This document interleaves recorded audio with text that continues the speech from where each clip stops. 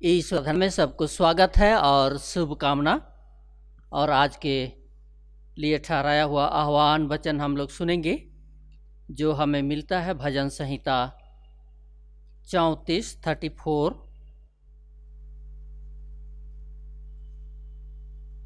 भजन संहिता 34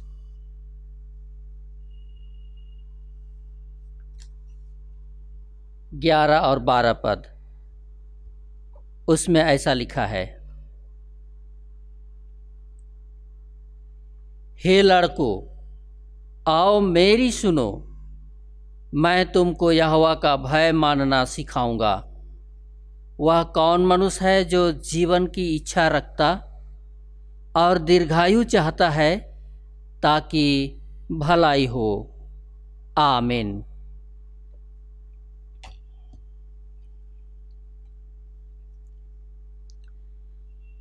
ईश्वर आराधना आरंभ करते हुए गाएंगे साक्षी वाणी गीत नंबर 294। साक्षी वाणी गीत नंबर 294 294। ज्योति का दिन यह है, ज्योति हो सबों पर।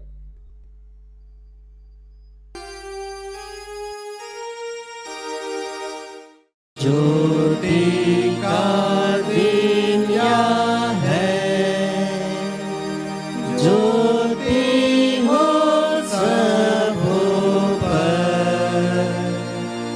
हे प्रभु आजी हो उदय, अंधेरा दूर तू कर। या दिन विश्राम का है, बल नया हमें दे। मन चिंतित व्याकुल थका है, तू अपनी शांति दे।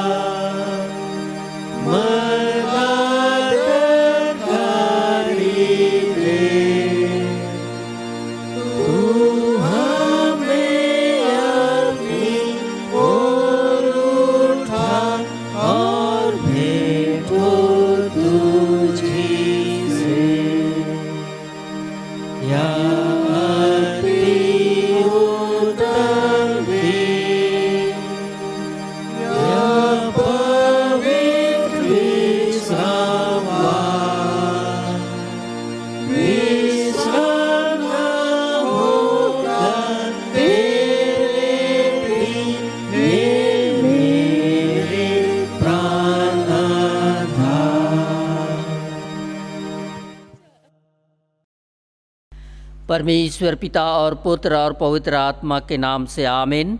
हमारी सहायता ईश्वर के नाम से है जिसने स्वर्ग और पृथ्वी को सिरजा। स्तुति होवे पिता को और तुमको और पवित्र आत्मा को, जैसा हुआ आरंभ में, जैसा है और जैसा रहेगा, सनातन से सनातन हो। आमीन। हम ईश्वर के सामने दीनताई से अपने पापों को मान लेवें। हे सर्वशक्तिमान ईश्वर दयालु पिता, हम दीनताई से अपने सब पाप और अपराधों को तेरे सन्मुख मान लेते हैं।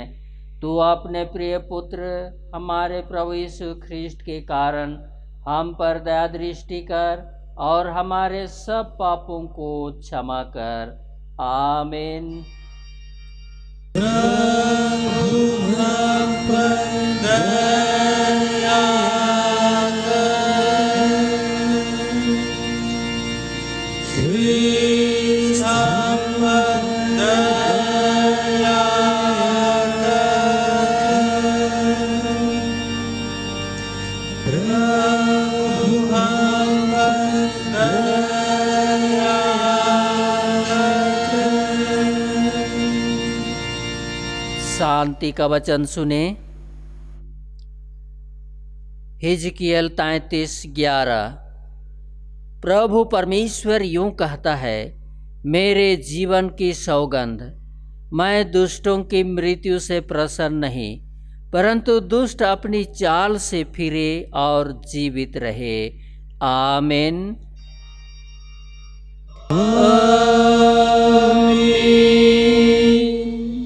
सबसे ऊंचे स्थान में ईश्वर का गुण अनुवाद होवे।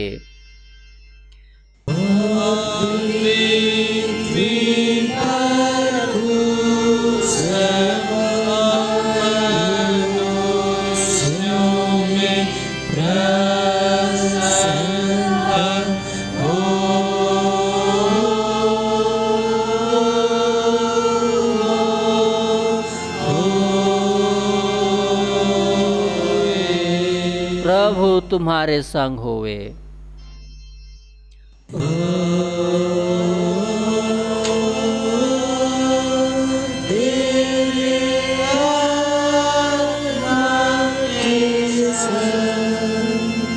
हम प्रार्थना करें।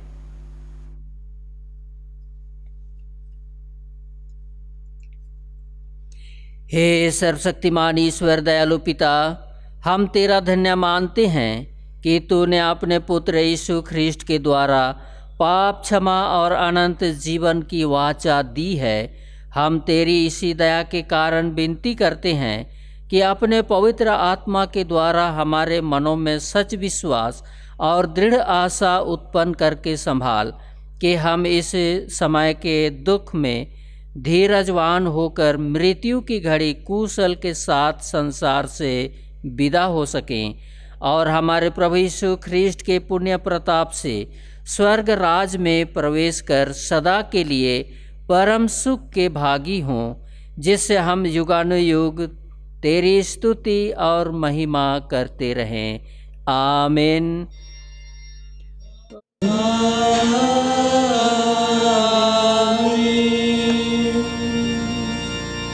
आज के लिए ठहराया हुआ ईश्वर का पहला पाठ वचन सुनेंगे,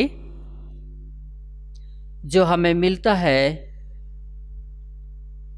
प्रेरितों के काम उसके अध्याय 8। प्रेरितों के काम अध्याय 8 उसके पद 26 से 38। प्रेरित 8 26 से 38 उसमें ऐसा लिखा है। हेडिंग में है फिलिप्पुस और कुश देश का अधिकारी। फिर प्रभु के एक स्वर्गदूत ने फिलिप्पुस से कहा, उठ और दक्षिण की ओर उस मार्ग पर जा जो यरूशलेम से गाजा को जाता है। यह रेगिस्तानी मार्ग है। वह उठकर चल दिया और देखो, कुश देश का एक मनुष्य आ रहा था जो खोजा और कुशियों की रानी कंदाके का मंत्री और खजांची था। वह आराधना करने को यरूशलेम आया था। वह अपने रथ पर बैठा हुआ था और यशायाह भविष्यवक्ता की पुस्तक पढ़ता हुआ लौटा जा रहा था। तब आत्मा ने फिलिप्पुस से कहा, निकट जाकर इस रथ के साथ हो ले। फिलिप्पुस उसकी ओर दौड़ा और उससे यशायाह भविष्यवक्ता की पुस्तक पढ़ते हुए सुना और पूछा, तू जो पढ़ रहा है क्या उसे समझता भी है? उसने कहा, जब तक कोई मुझे ना समझाए तो मैं कैसे समझूं? और उसने फिलिप्पुस से विनती की कि वह चढ़कर उसके पास बैठे। पवित्र शास्त्र का जो अध्याय वह पढ़ रहा था वह यह था, वह भेड़ के समान बद्ध होने को पहुंचाया गया, और जैसा मेमना अपने ऊन कतारने वालों के सामने चुपचाप रहता है, वैसे ही उसने भी अपना मुंह ना खोला। उसकी दीनता में उसका न्याय नहीं होने पाया। उसके समय के लोगों का वर्णन कौन करेगा? क्योंकि पृथ्वी से उसका प्राण उठा लिया जाता है। इस पर खोजे ने फिलिप्पुस से पूछा, मैं तुझसे विनती करता हूँ, यह बता कि भविष्यवक्ता यह किसके विषय में कहता है, अपने या किसी दूसरे के विषय में? तब फिलिप्पुस ने अपना मुंह खोला और इसी शास्त्र से आरंभ करके उसे यीशु का सुसमाचार सुनाया। मार्ग में चलते चलते वे किसी जल के जगह पहुँचे। तब खोजे ने कहा, देख यहाँ जल है, अब मुझे बपतिस्मा लेने में क्या रोक है? फिलिप्पुस ने कहा, यदि तू सारे मन से विश्वास करता है तो ले सकता है। उसने उत्तर दिया, मैं विश्वास करता हूँ कि यीशु मसीह परमेश्वर का पुत्र है। तब उसने रथ खड़ा करने की आज्ञा दी और फिलिप्पुस और खोजा दोनों जल में उतर पड़े और उसने खोजा को बपतिस्मा दिया। आमीन। तेरा धन्यवाद हुए हे ख्रिस्ट यीशु। हालेलुया।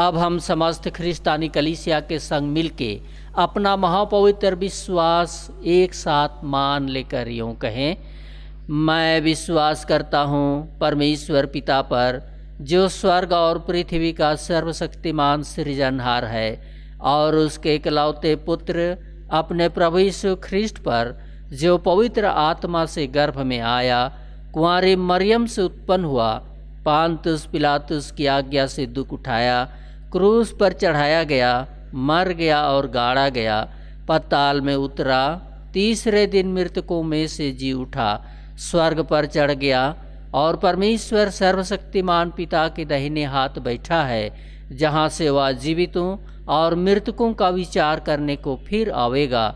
मैं विश्वास करता हूँ पवित्र आत्मा पर, एक ही पवित्र ख्रिस्तानी कलीसिया, पवित्रों की संगत पर, पापों की क्षमा, देह के जी उठने और अनंत जीवन पर।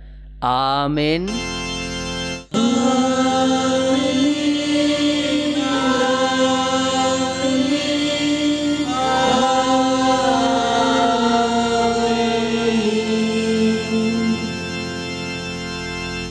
हम आगे गाएंगे साक्षी बानी, गीत नंबर 286 286।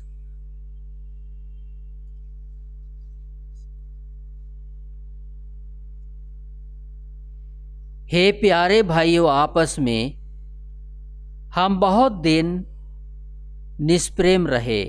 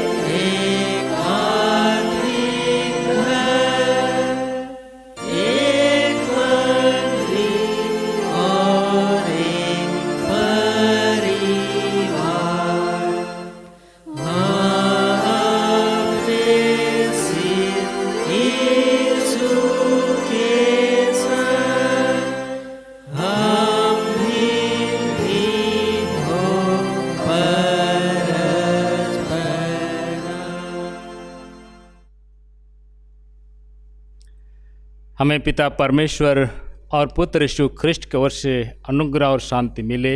आमीन। हम लोग प्रार्थना करें। जीवित प्रभु, हम सारे हृदय से आपको धन्यवाद करते हैं आज के इस पवित्र दिन के लिए। निश्चय पिता परमेश्वर, तो हमारे जीवन को अपने पवित्र राज में बुलाया है और हमें अपने पवित्र विश्वास में स्थिर रखने के लिए आह्वान करता है। प्रभु जी, संसार हमारे जीवन को अपनी ओर आकर्षित करता है, परंतु तेरा वचन और तेरा प्रेम हमको आपकी ओर हम सबों को ले चलता है पिता।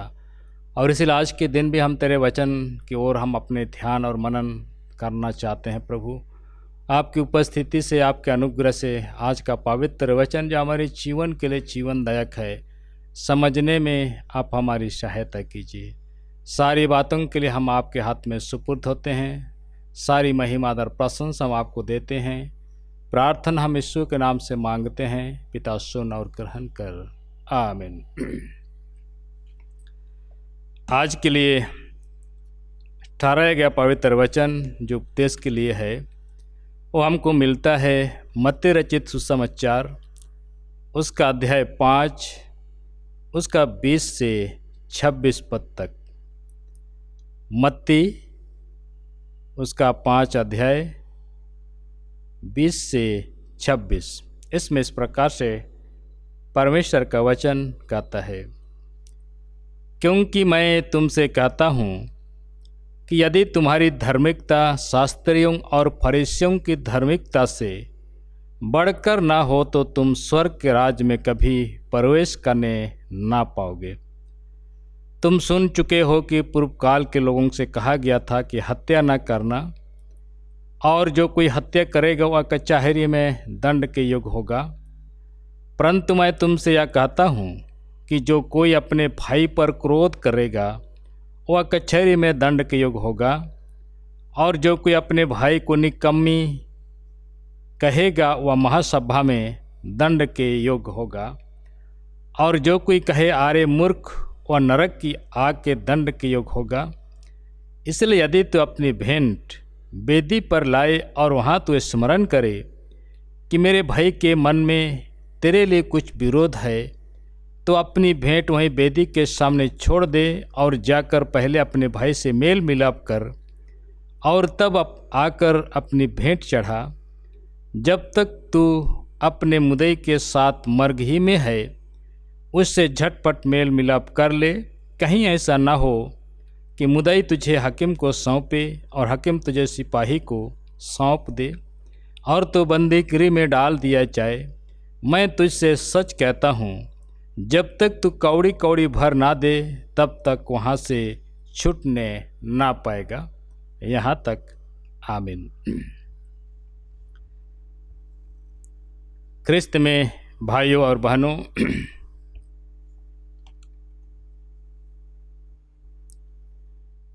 हम सब विश्वास इसलिए करते हैं प्रभु यीशु मसीह पर कि हम परमेश्वर के उस अनंत राज में प्रवेश करें। कलीसिया में मसीह के साथ जुड़े रहने का ही हमारी सबसे बड़ा मकसद है। सबसे बड़ा उद्देश्य यही है कि हम जो परमेश्वर के स्वरूप में सिरजे गए हैं, तो हम परमेश्वर के राज के योग्य अपने जीवन को पाएं।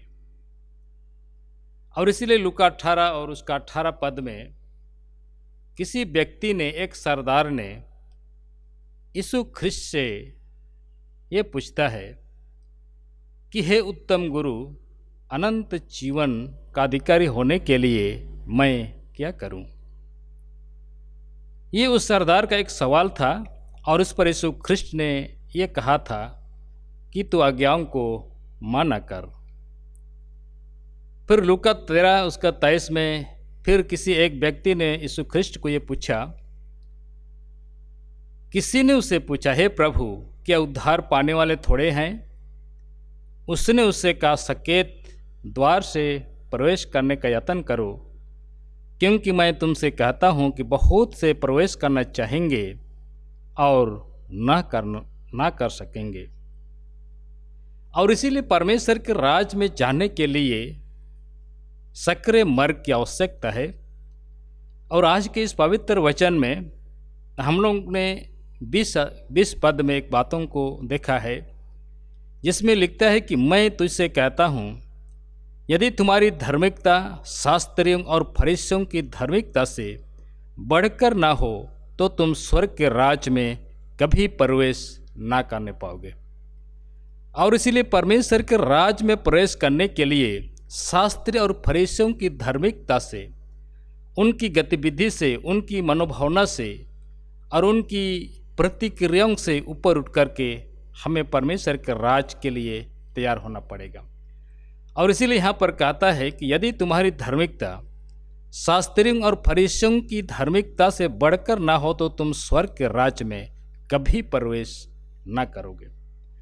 और इसीलिए मत्ती उसका 7:21 और 23 में कहा गया है, परमेश्वर का वचन बहुत ही स्पष्ट है और इसमें कहता है कि जो मुझसे हे प्रभु कहता है, उनमें से हर एक स्वर्ग के राज में प्रवेश न करेगा, परंतु वही जो मेरे स्वर्ग पिता की इच्छा पर चलता है।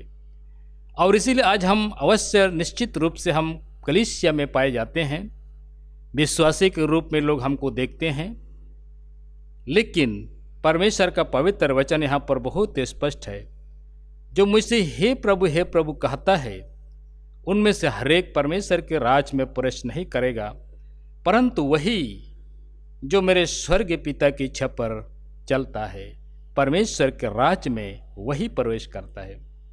और इसीलिए आगे लिखता है कि उस दिन बहुत से लोग मुझसे कहेंगे, हे प्रभु, क्या हमने तेरे नाम से भविष्यवाणी नहीं की और तेरे नाम से दुष्ट आत्मा को नहीं निकाला और तेरे नाम से बहुत से आश्चर्य कर्म नहीं किया? तब मैं उनसे खुलकर कह दूंगा, मैं तुझको कभी नहीं जाना, हे कुकर्म करने वालों, मेरे पास से चले जाओ।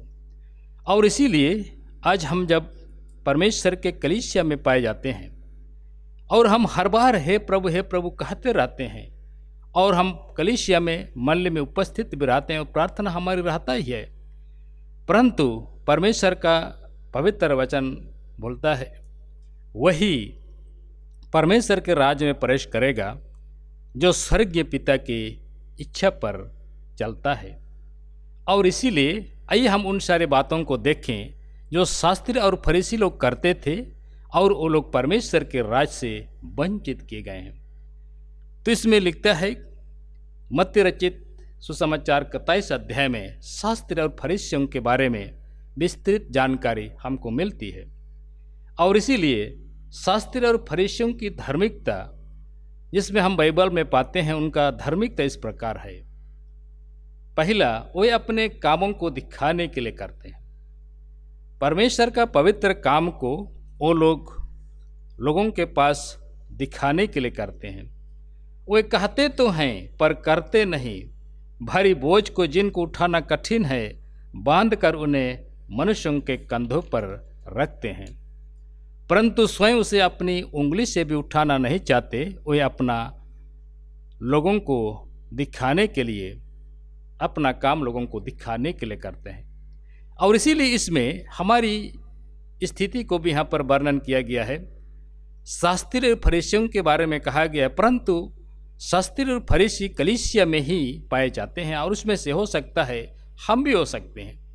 और इसीलिए आज हम कलीसिया में पाए जाते हैं, दिखावटी के लिए नहीं, वास्तविक हमको विश्वासी होने की आवश्यकता है। और इसीलिए कहा गया है कि सावधान रहो, तो मनुष्यों को दिखाने के लिए अपने धर्म के काम ना करो, नहीं तो अपने स्वर्गीय पिता से कुछ भी फल ना पाओगे। और इसीलिए हमें शास्त्री और फरीसियों के विश्वास से, उसकी धार्मिकता से बढ़ करके प्रभु यीशु मसीह पर विश्वास करने की आवश्यकता है, ताकि हम स्वर्ग के राज में प्रवेश करें। और इसीलिए हम सबों को प्रभु ने आह्वान किया है कि शास्त्री फरीसियों के सदृश दिखाने के लिए नहीं, लेकिन हम वास्तविक विश्वासी बने, सही विश्वासी बने और प्रभु की इच्छा के अनुकूल चलने वाले बने। दूसरी बात है जो शास्त्री और फरीसी लोग करते थे, भोज और सभा में मुख्य स्थान को चुनते थे और मनुष्यों में रबी कहलाना उन्हें भाता था, बड़ा बनने की चाह उनमें थी। और इसीलिए आज कलीसिया में भी बड़ा बनने की अभिलाषा बहुत से लोगों में होती है। और इसीलिए बड़ा बनना बुरा नहीं है, परंतु बड़ा बनकर के जब हम अपने को बहुत बड़ा समझते हैं तो समस्या वहीं पर होता है। मत्ती 23 उसका 8 से 12 में लिखता है, परंतु तुम रबी ना कहलाना, क्योंकि तुम्हारा एक ही गुरु है और तुम सब भाई हो। पृथ्वी पर किसी को अपना पिता ना कहना, क्योंकि तुम्हारा एक ही पिता है जो स्वर्ग में है, और स्वामी भी कहलाता है, क्योंकि तुम्हारा एक ही स्वामी है, अर्थात मसीह। जो तुम में बड़ा हो वह तुम्हारा सेवक बने, और जो कि अपने आप को बड़ा बनाएगा वह छोटा किया जाएगा, और जो कि अपने आप को छोटा बनाएगा वह बड़ा किया जाएगा।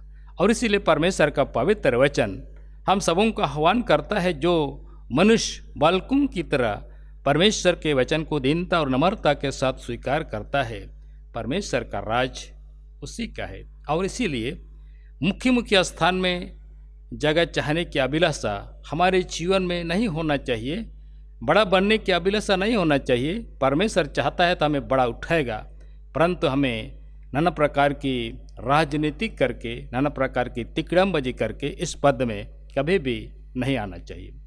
तीसरी बातें हैं, मनुष्यों के लिए स्वर्ग का राज बंद करते थे। शास्त्री और फरीसी लोग अपने को धार्मिक आते थे और इसीलिए मनुष्यों को स्वर्ग के राज के लिए, मनुष्यों का रास्ता को, स्वर्ग का राज बंद करते थे। मत्ती उसका 23 और 23 का 13 में लिखता है, हे कपटी शास्त्री और फरीसियों, तुम पर है तो मनुष्यों के लिए स्वर्ग का राज बंद करते हो, ना तो उसमें प्रवेश करते हो और ना प्रवेश करने वालों को उसमें प्रवेश करने देते हो। दिखाने के लिए बड़ी देर तक प्रार्थना करते हो और इसीलिए तुम्हें अधिक दंड मिलेगा। और इसीलिए हम सबों के जीवन में भी परमेश्वर का पवित्र वचन जब हमारे जीवन में, हृदय में गहराईता से बढ़ता है तो हम परमेश्वर के लिए तैयार किए जाते हैं। और इसीलिए मनुष्यों को दिखाने के लिए नहीं, परंतु हम परमेश्वर को भावता हुआ अपना जीवन को बलिदान करें। चौथी बातें हैं, व्यवस्था की गंभीर बातों को छोड़ देते हैं। शास्त्री और फरीसियों का जो व्यवहार था, जो काम था मंडली और कलीसिया में, व्यवस्था की गंभीर बातों को छोड़ देते थे। मत्ती उसका 23 में लिखता है, हे कपटी शास्त्री और फरीसियों, तुम पर है, तुम पुदीने और सौंफ और जीरे का 10वां अंश तो देते हो, परंतु तुमने व्यवस्था की गंभीर बातों को छोड़ दिया है, अर्थात न्याय और दया और विश्वास को छोड़ दिया है। चाहिए तो था कि इन्हें भी करते रहते और उन्हें भी ना छोड़ते। तुम पुदीने और सुदाब का और सब भांति की साग पात का 10वां अंश देते हो, परंतु न्याय को और परमेश्वर के प्रेम को टाल देते हो। और इसीलिए परमेश्वर का पवित्र वचन हम सबों के लिए, हम जानते हैं कि परमेश्वर का पवित्र वचन हमें आह्वान करते, परमेश्वर प्रेम है। और इसीलिए परमेश्वर का प्रेम जब हमारे जीवन में लोगों के प्रति ना हो तो हम दिखावटी हो सकते हैं। और इसीलिए पहला यूहन्ना 4 उसका 8 में लिखता है, जो प्रेम नहीं रखता वह परमेश्वर को नहीं जानता, क्योंकि परमेश्वर प्रेम है। और इसीलिए हम सब व्यवस्था की गंभीर बातें, दया, विश्वास, न्याय और प्रेम को लेते हुए अपने विश्वासी जीवन को बिताने की आवश्यकता है, ताकि हम स्वर्ग राज का वारिस हम बने। दिखावटी नहीं, दिखाने के लिए नहीं, नाम मात्र का नहीं, लेकिन हम वास्तविक क्रिश्चियन बने, वास्तविक विश्वासी बने, ताकि हम अनंत और अलौकिक राज जो हमारे जीवन के लिए प्रभु ने हम सबों के लिए तैयार किया है, उस जगह पर हम पहुँचने पाएँ। पश्चिमी बातें हैं, ऊपर से धर्म दिखाई देते हैं परंतु भीतर से कपट और अधर्म से भरे रहते हैं। शास्त्री और फरीसियों का व्यवहार ऐसा ही होता है, और ये आज हमारी कलीसिया में भी, हमारे हृदय में भी, हमारे जीवन में ऐसा हो सकता है। और इसलिए कहता है मत्ती 23 उसका 25 पद में, हे कपटी शास्त्री और फरीसियों, तुम पर है, तुम कटोरे और थाली को ऊपर ऊपर से तो मांजते हो परंतु भीतर से अंधेर और असंयम से भरे हुए हैं। अंधे फरीसियों, पहले कटोरे और थाली को भीतर से मांझ की वे बाहर से भी स्वच्छ रहें।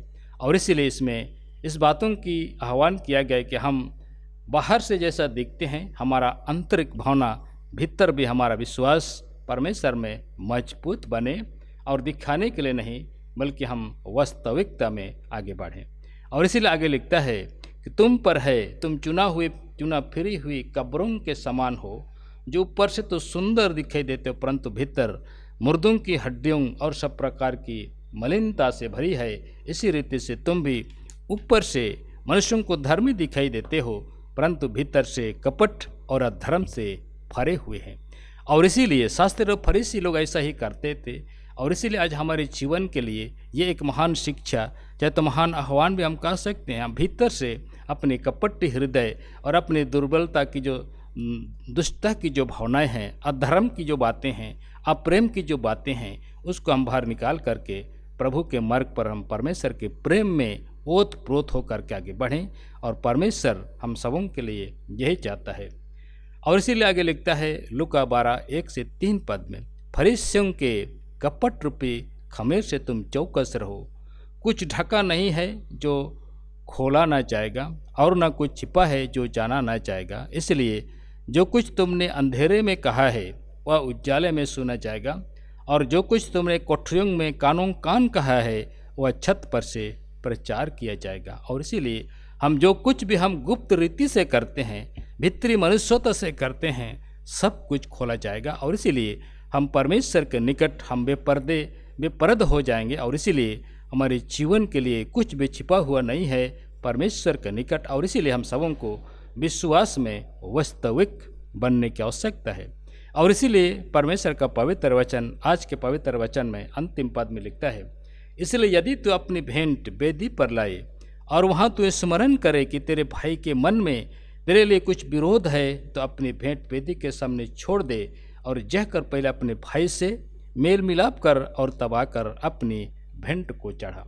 और इसमें प्रभु यीशु मसीह हम सबों का आह्वान करता है, जिसे तुमने देखा है उसको अगर प्रेम नहीं कर सकता है तो जिसे तुमने नहीं देखा परमेश्वर को उससे कभी भी प्रेम नहीं कर सकता। और इसलिए पहला पत्रस 3:8 में लगता है, क्योंकि तुम आशीष के वारिस होने के लिए हम लोग बुलाए गए हैं। हम सबों को परमेश्वर का पवित्र वचन कहता है कि क्योंकि तुम आशीष के वारिस होने के लिए बुलाए गए हो।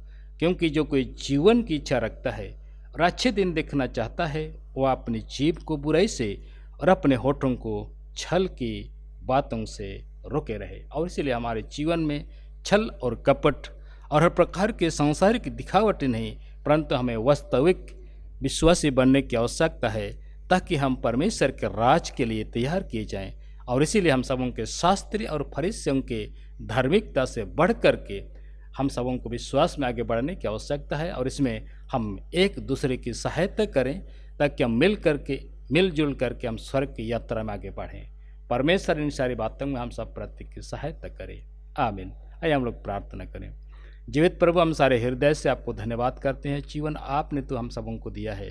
धन्यवाद प्रभु जी, तेरी महिमा और प्रशंसा के लिए तूने हम सबों को चुना है, ताकि हम तेरे राज के लिए तैयार किए जाएं और तेरे उत्तम भाग का भागीदार बन सकें। और इसलिए हम सबों को तो अपनी पवित्र प्रेम से इकट्ठा करता है। प्रभु जी, हम सबों को आज के दिन में अपनी पवित्रता के राज में इकट्ठा किया है। तेरे वचन में हम सबों को आगे बढ़ने में सहायता किया है, इसलिए हम आपको धन्यवाद करते हैं। यह जीवन आपका है, तूने अपने पवित्र रक्त इस जीवन को मोल लिया। प्रभु, आज इस जीवन को हम आपको सुपुर्द करते हैं, स्वीकार कीजिए और तेरी महिमा के लिए इसको इस्तेमाल कीजिए।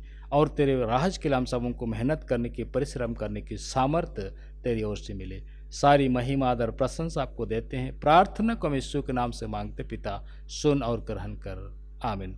और ईश्वर की शांति जो समस्त ज्ञान से ऊर्ध्व है ख्रिस्त यीशु में हमारे मन और हृदय की रक्षा करेगी आपसे सदा लूँ। आमीन। हम लोग अंत में गाएंगे साक्ष्यवाणी 287। साक्ष्यवाणी गीत संख्या 287।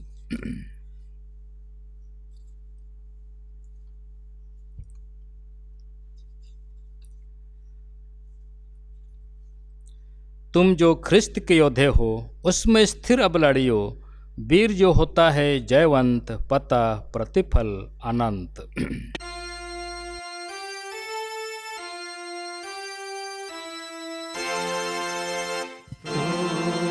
जो ख्रिस्त के योद्धे हो उसमें स्थिर लड़ियो, वीर जो होता है जयवान पाता प्रतिफल आज अमर है जयमान बना रहता सदा का पूर्ण आनंद सुख क्षय पाता प्राण हो ज्योति में जीते हैं जो साहस कर उसके लिए स्वर्ग है वहाँ होता चैन त्याग, वहाँ प्रेम से मिलते सब या संसार को है आसन,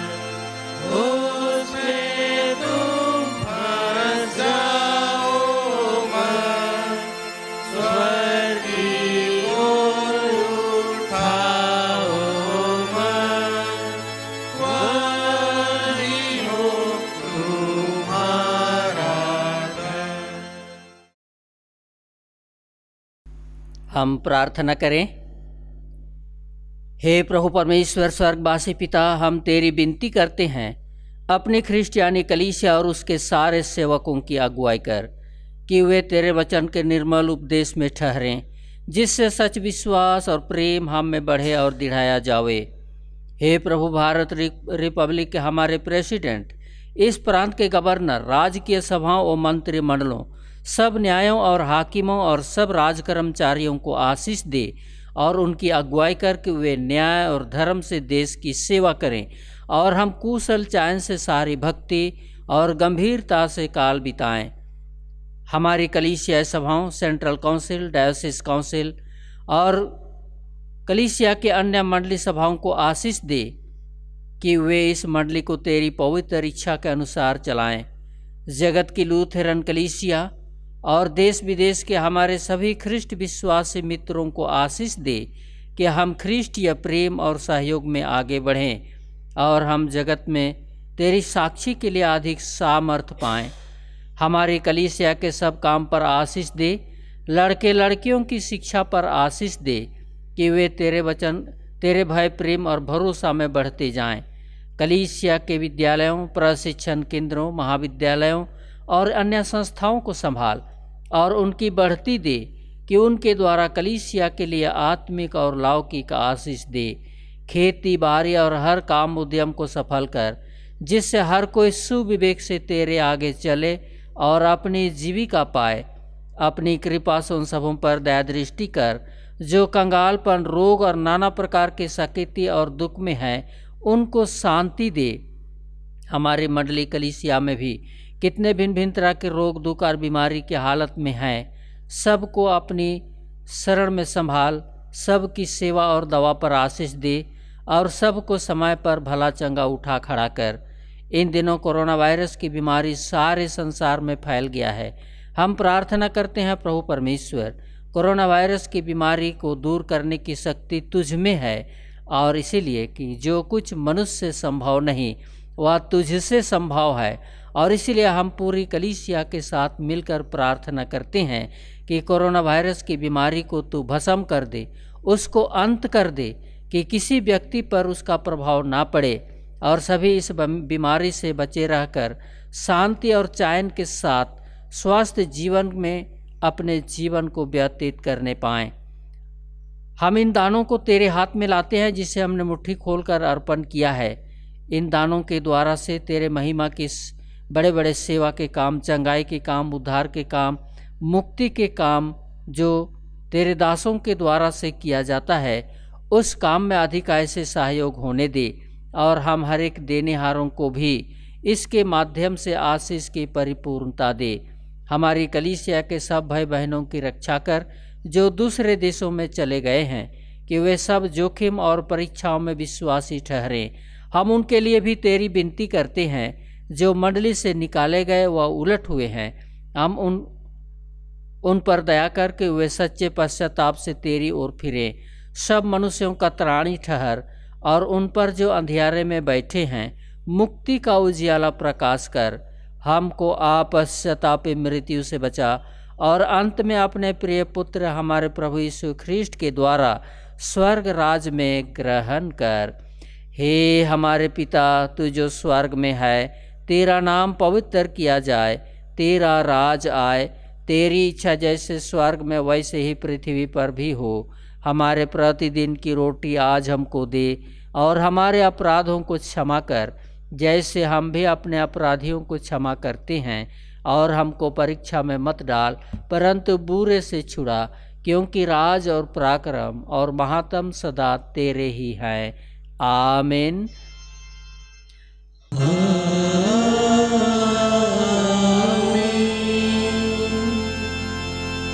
सर्वशक्तिमान त्रिएक ईश्वर का आशीर्वाद मंडली विश्वास और दीनहीन मन से ग्रहण करे। परमेश्वर तुझे आशीष देवे और तुम्हारी रक्षा करे। परमेश्वर अपना मुंह तुझ पर प्रकाश करे और तुझ पर अनुग्रह करे। परमेश्वर अपना मुंह तुझ पर प्रकाश करे और तुझे कुशल देवे। आमीन।